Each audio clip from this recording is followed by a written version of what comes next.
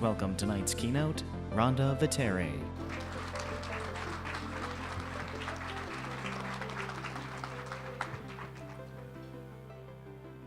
Thank you, Cara. Okay, everyone, let's get up. Let's get up. Stand up. This is not lean in or lean out. Okay, so we're going to be interactive. This is going to be exciting. This is not going to be what you think it's going to be. So I know you just ate. I did not eat. So I was going to ask you to touch your toes, but I don't want anyone to get sick. So I just want you to look at someone that you haven't talked to and just say a word that comes to mind and say hi. All right. Nice to meet you. Jamie, nice to meet you. All right. Okay, can you just do a stretch real quick? Just a stretch, because everyone has been sitting, and I just ran a half marathon on Sunday through New York, and I'm a little stiff from being that. So go ahead and sit down. I don't want anyone to touch their toes or anything, but I've had that happen, and someone actually got sick, so it's not good. So I am happy to be here, Nick and Cara. Thank you for having me. I've gotten a lot of questions, which I'm happy to talk about. I'm not going to talk about specific digital transformation. I'm happy to talk about that. I know that keynote that Alan, where's Al? He had a great panel discussion with a couple of you. You did fabulous. I'm here to talk about a lot of different things. I have a clock in front of me, and we're going to have some fun, okay? So I'm all about that. So you have in front of you a book. I had a lot of questions. Is this what you do? I'm a CIO currently of a bank in financial services. I'm a CTO for a while. I've done 23 M&As. Digital transformation, I love transforming companies. I love people. I'm a people person. Can you tell? Okay. So, so much so that during the day and the afternoon and all night, I was looking and watching a lot of folks and hearing things, and I was like, this is about people. If you're not making connection and talking and having a relationship, you're missing the boat. You cannot be up here talking about doing it without your team.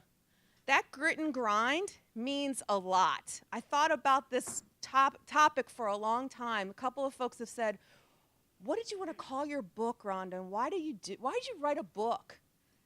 And I said, you know what? Because we've done it. Grit and grind. What does that mean to you? What do you think about when you think of grit and grind? Your life. What else? Never give up. This is an A+. He gets a star for everything today. What is your name again? James. He's always answering. What do you think about when you hear grit and grind? Come on. Are you guys that tired? Tenacity, cadence, toughness.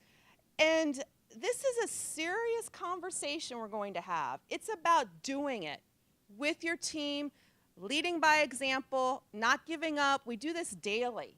But do you really do it? I'm going to challenge yourself. I'm going to be provocative. Are you really doing it? Have you done something end-to-end, showing your team, leaving a legacy, grinding it out every day? And some of you have come up and asked me great questions about the book. I do these Ironman triathlons. How many of you exercise?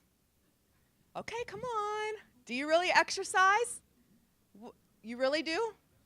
Good. Because you know what? If you cannot take care of yourself, you can't manage a team, and you need to make sure you are taking care of yourself mentally, physically, showing up and doing that. So you're grinding it out every day. It's so important. There's principles in that book, and I talk about them. How many of you have flipped through it? Probably no one. Has anyone looked at it? Thank you, Renee. And what came to mind? Basic stuff.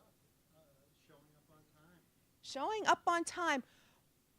1,440 coins a day I talk about in that book. What does that mean?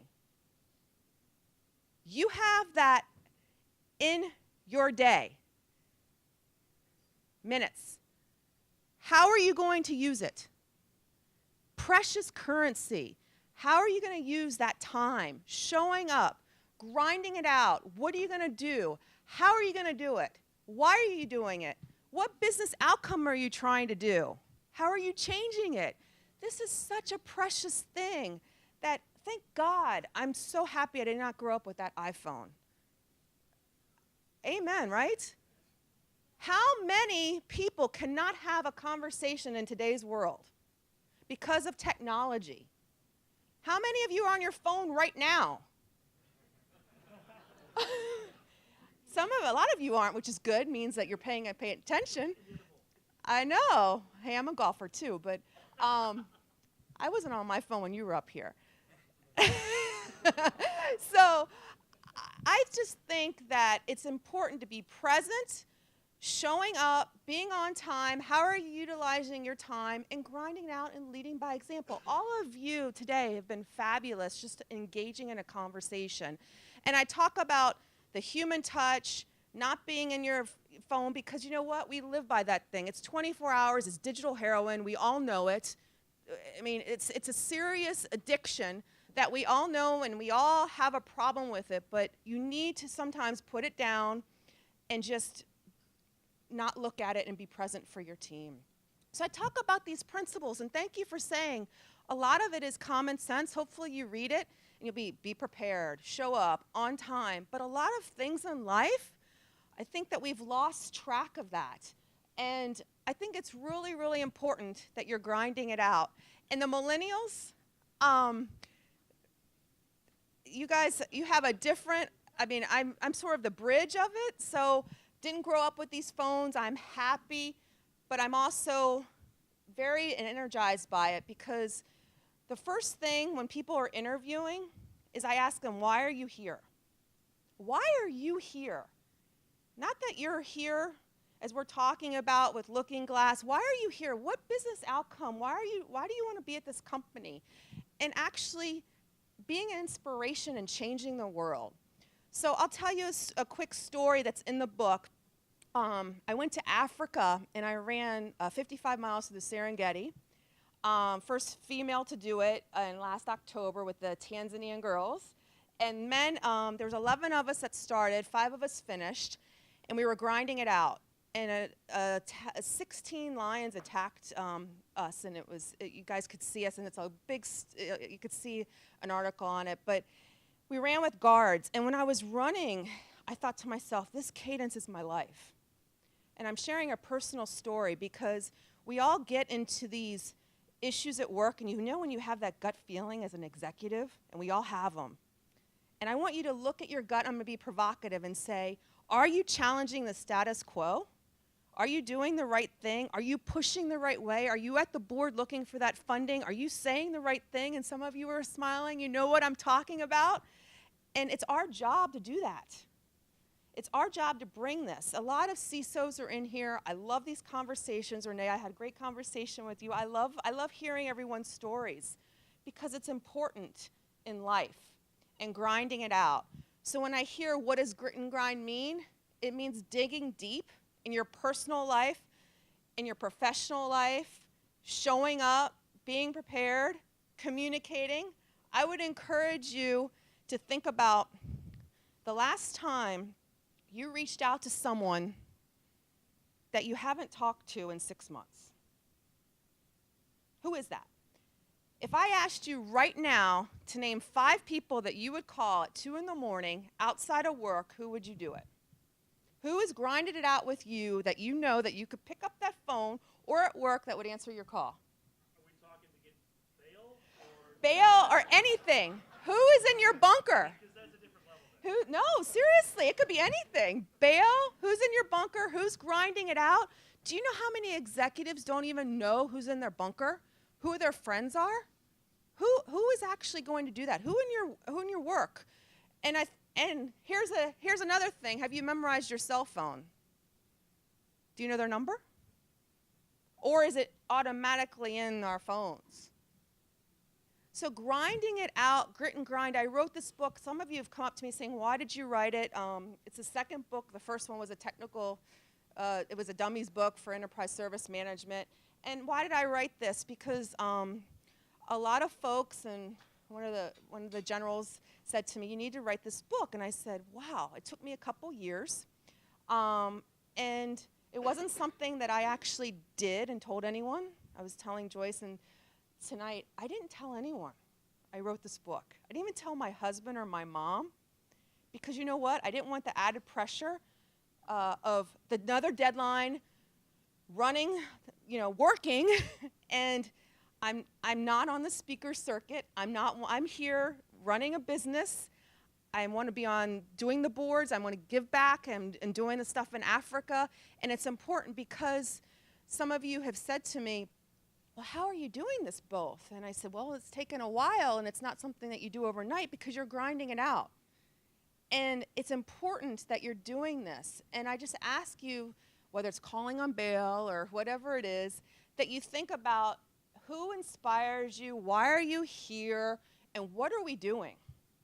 So when you come to work, think of that. Why are we here? Why are you here today? Why are you here?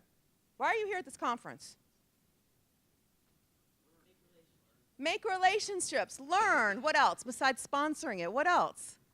Grow. And how are we going to grow if we don't talk, if we're in our phones?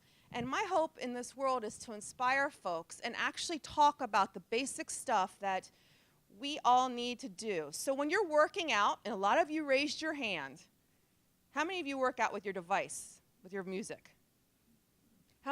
Seriously, how many technologists?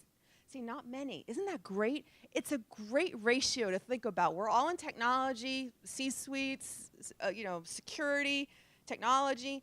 Many of us, unless, you're Jennifer or Morgan, you probably work out with your phone, right, Jenny? Which is great. With music. And it's interesting. Someone should do a psychological study on this, on focus, on what we're doing. And believe me, I love music, but I don't work out to anything. So that's the active meditation on showing up to work, how you listen, how you engage. That's very, very inspiring. This book, someone said, you don't have dirt on your face. And this is an interesting concept. Why do you think this was dirt? Because we're grinding it out. We've done it. It's important. That's actually dirt. Someone asked me.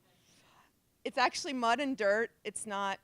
It was an interesting concept. And I was going to show up tonight like that, but I didn't think that Nick would like that. Where's Nick?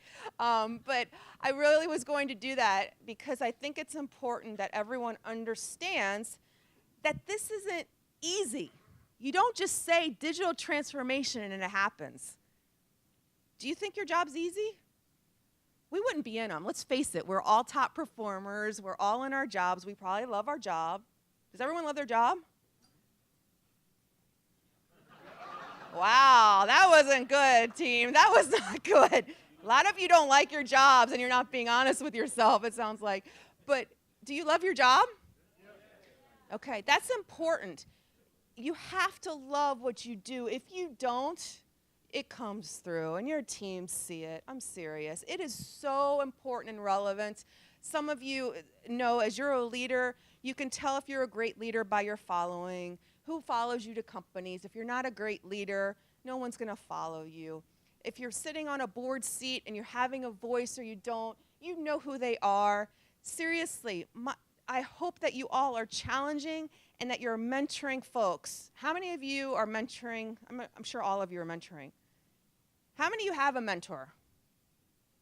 Did you formally ask them? You did? And some of you are going, oh no, I've never Did you really ask them, will you be my mentor? Mary Cavatelli is calling. So I guess that's the mentor. But if you don't formalize it, hi Mary. If you don't formalize your mentorship and grit and grind when you're doing this, it's an interesting dynamic. I've had folks say, but you're my mentor. I'm like, no, you've never asked me to be. I'd like to have a conversation with you, Ryan. I want to actually talk to you. I really want to engage. Will you be my mentor? If you actually, please, if you think you have one, make sure you formalize it and make sure it's very, very, when you're going through changes in life, it's important to have those folks. And a lot of folks haven't done it. You're probably gut checking yourself saying, oh my gosh, I actually never really did it. And that's fair. That's actually a fair statement. And if you get anything out of this, I hope you get that, because in life, it's important to understand that we can talk about technology, we can go up and down the stack all night, I'll have those conversations, but you need to bring it back to people. When we were here this afternoon, the people dynamics, I'm sure this will come out tomorrow, is so important. It's so important. You're not anything without your team behind you. You're not anything without your team in your personal life. We all have those teams, and we lose sight of them. So when I ask you, have you called someone you haven't talked to in 6 months? You know, every day I think of when I wake up, first off, if I call you before 8 o'clock in the morning, I deal with all the problems I know about before 8 a.m. The phone will be ringing at 5 in the morning, 6 in the morning. Everyone laughs and says, oh my gosh, there's a problem before, because I like to get things out of the way and deal with them and not fester. But who do you call? Who's your nucleus is very important. And I'm saying, hopefully you go out here and say, you come to these events to grow, to learn, to network. But you can also make sure you're doing that daily on not losing touch with folks. Okay? I think it's important as leaders that we do that. Do you all agree? When's the last time you actually picked up the phone, not text, and called someone that you haven't talked to? And why is that important? No one calls anymore. Some of us do. Not cold call. But that's, see, wow, this is an interesting dynamic. So who would actually text today, or who would call first? Who would call? Oh, no, you're a salesperson, you're off my list. Who would text? Who would text? Text to verify they're available. Wow. This is a great conversation, grit and grind. Someone's house without first telling them you're going to come over. Okay. So do you see how do you see how provocative this is? So this is an interesting. So talk about principles, communication, who would call, who would text. Some people think, oh my gosh, I'm invading the privacy. Some folks say, are you available? Think of the communication styles. And it's interesting when you're in which culture, it is a problem. It's different in every culture what you do. And a lot of folks lose sight of that in leadership. So this is an interesting conversation. So if you're in Asia, would you call or text first? What would you do?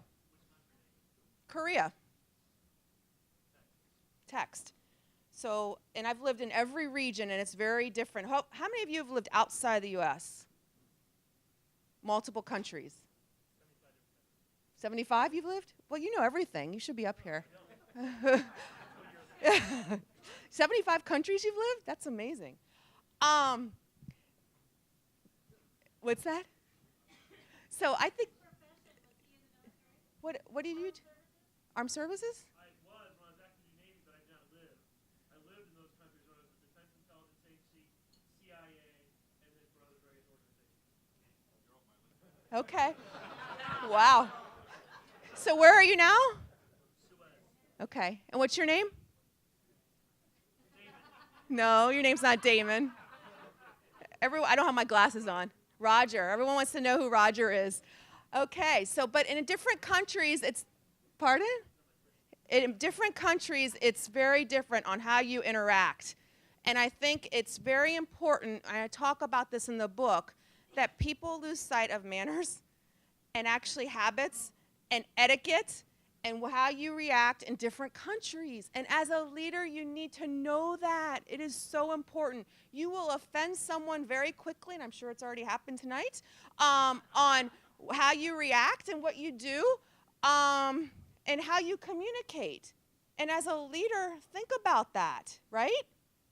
Is that true? We have to be true to ourselves and actually have fun in the process, right? Our moral compass is there, but don't lose sight of everything not being scripted. Grinding it out is so important in actually having the crucial conversations. So the last time you had a crucial conversation, besides the last 20 minutes of what just happened, when was the last time? You had a tough discussion. Earlier today? I hope everyone, every day, if I don't challenge a team, 3 crucial conversations a day, I tell them I'm not doing my job. But when have you provocative challenged someone? Just think of your mental gut check.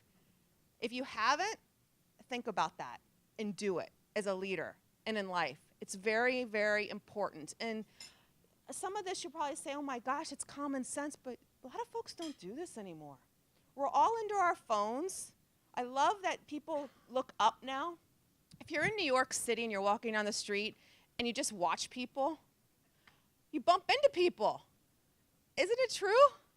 In the hotel, we're bumping into people. People are looking at their phone. And actually, a phone call, the personal touch to inspire others or be human. I always say technology with the human touch is so important. It's a delicate balance. All of you know that. I don't think we do it enough. I don't think we talk enough. I don't think we actually talk enough. I think everything is, email driven. It drives me crazy. I love the phone calls. I'm a phone call person. I'm sorry I'm gonna offend. I love to call. I love to talk. I think it's important that you have, things get lost in translation when you're grinding it out and change. When you get an email or text, a message sent is never a message received. Look at your phone. A message sent is never a message received. We offend people every day that you don't even know about. In the communication in that book, you show up, you be present, you talk about what's on your heart, and I love this discussion. I had a call today. I went back to the room, and someone said, Rhonda, I need to tell you bad news. Bad news is great. It's when you don't tell me bad news, I'm really going to get upset as a leader, and I think all of us welcome that, and we need to do that more, especially when we're working on these hard projects. This is not easy. Digital transformation, where we are in the world, not to talk about worldly events, I'm not going into that, but where you are in the world, where we are, it is so much fun in changing companies. I just love to go in there and just see what's going on, making changes, whether it's in the security or infrastructure or apps, and actually pulling back the covers, getting dirty. This is why it's called grit and grind. It's getting dirty into the details and understanding every ones and zeros. And all of you are like that, but take the time to do that more. When's the last time, how many people manage large teams here? What's large? You could be not managing anyone, and it's a large, influential team. Think about that. Numbers don't matter. Large teams, influential is harder. People always get caught up in, I have to manage these large teams. You are a change agent no matter where you are, and people are craving leadership in today's world. I can't state that enough. And people will follow. They need leaders. They need people to be authentic and genuine. And it's so important to have those conversations. So I was actually recently in Bahrain, and I challenged the Marines to do the Ironman. And it was interesting over there because talk about being over there and a different culture, and we had a great time. It was the saltiest water over there. Has anyone ever swimmed in? It was crazy. And I had a great time with the military over there. And that was a lot of fun, but it was grinding it out. You talk about grinding it out in a different country and learning what's in the culture and taking that back in your gut and bringing it into the workplace, and that cadence is important. And I asked that working out question because not just being a corporate athlete, I think it's important that we have our energy. I get my energy from working out, not on the phone with music. Some people get it from yoga. Some people get it from being with their friends and family. How do you get your energy? How do you get your energy? I know how he gets it. How do you guys get it? How do you get your energy? Do you know? How? Exercise. How? What'd you say? Crushing people's souls. Wow. Would you want to follow Dame? What's your name? That's great that you know that. That's amazing. And he's honest. I love that. He's honest on how he gets his energy. Wow. You guys are hardcore. This table is hardcore over here. How do you get your energy? What fuels you? That's not what fuels you. I know that's not true. Maybe it is. Okay. Well, we'll see you later. Okay. So this is an important question to all of you. And you might think it's, Jenny and all these folks that are growing up in the workplace. When you see folks today and you talk about grinding it out, done it, multiple verticals, but really what does that mean? To me means you've done it, you left a legacy, you changed something, you left it better than when you started, it's sustainable, you've changed the metrics and you've improved it, you have a variance, a budget, you've made your ROI. There's certain factors of knowing your metrics, whether you're working out your numbers in the right way, or if you're not honest with yourself, check yourself. It's very important to pivot and check yourself. There's nothing wrong with that. Fail hard, fail fast, and go for it. And just do it. You know what? I wanted to call the book at one point a different title. And I didn't do it because of different reasons. Lean in, lead out, whatever it is, just do it. Nike has just do it. But the grinding it out, I love that because we all get dirty in the details. All of you in this room love to work. You wouldn't be here. You love to make the connections. You've been there. You've done that. We all have our story. You can all write a book. Everyone can write a book. You've probably already written books in here. I know some of you have. And please share your story because my story is I didn't go to school for technology. I fell into it. It was international business. I had someone that used to move me, my mentor, who I did formalize it, and I used to always get mad. I said, why are you moving me every 2 years? I just get this the way it is. He goes, because you're changing things, you're leaving it, you're a leader, and we want you to learn this. And I fell into technology because it's fast, it's agile, and I love it, and it's fun.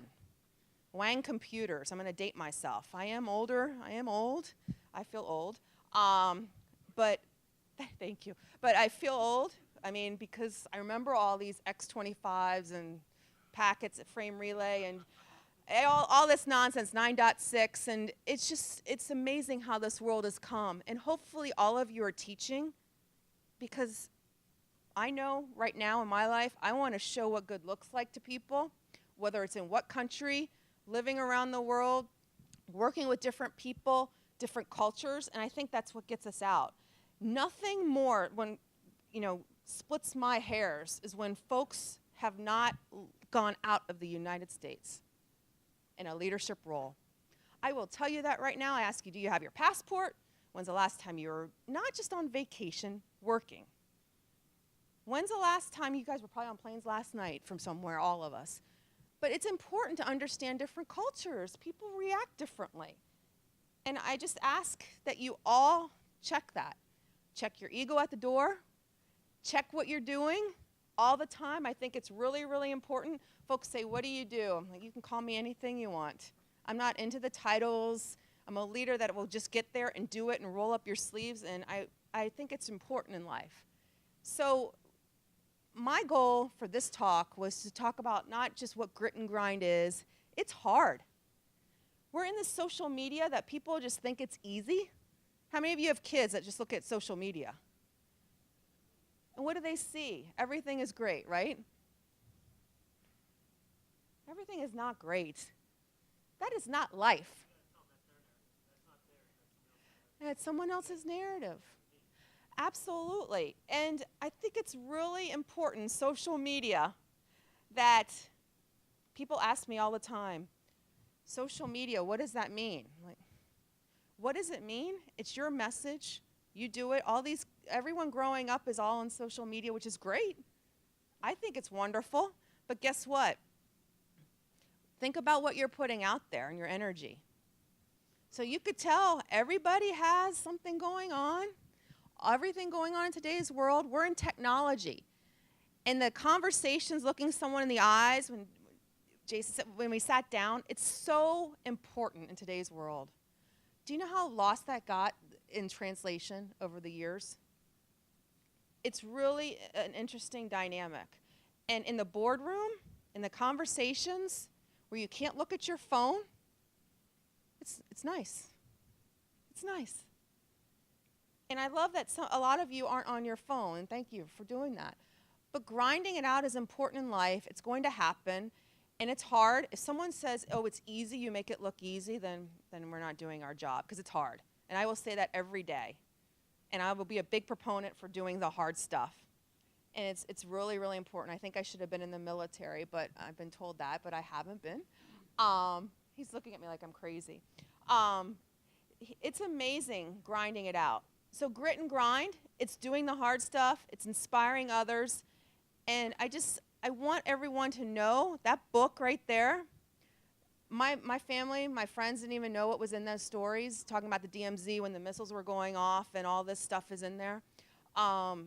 It's enlightening on just the stories. And it was hard to write because it makes you reflect. And I'm not a good storyteller. I'm an action, I'm a doer, I'm a driver. All of you probably are. And it's hard to write stories from what your life is, and it makes you think. And hopefully that will teach others. And I've got these questions, and so I tell people, no, I did not write it for a gender specific. No, I didn't write it for a specific age group. I wrote it to share my soul to the world and people to learn. That's why I did it. And it's a gift. And if you like it, tell me. If you don't like it, I'd love to hear from you too. And I'm sure I will. So I welcome the feedback. And I could talk to you about any company I've worked at. I'm happy to do that. But this was all about what I wanted to get across was it's hard. And your job as a leader is to push through the barriers and work through it. And don't lose sight of communication. And please, please formalize your mentorship. Please have conversations. Next time you text, think of what culture you're in and pick up the phone and think of me. I'm sure you will with this whole dialogue. And know that you do make a difference. You can make a difference in someone's lives, positive or negative, just by looking at them. I love the table I'm sitting at tonight, and I'm not just saying that because everyone was not on their phone and we were actually having conversations, which is important. And we were, talking about messaging and not just texting folks. You can do that back in your room. But call, and tell someone something. And it's hard. Have your network. Who are you going to call at 2 a.m.? Think about that when you get up in the morning. So I'll answer any questions. I'm happy to be here. Nick, thank you again. And hopefully I was provocative with the side conversations. And I hope that I make a difference. And hopefully you read the book. Okay? Thank you for having me.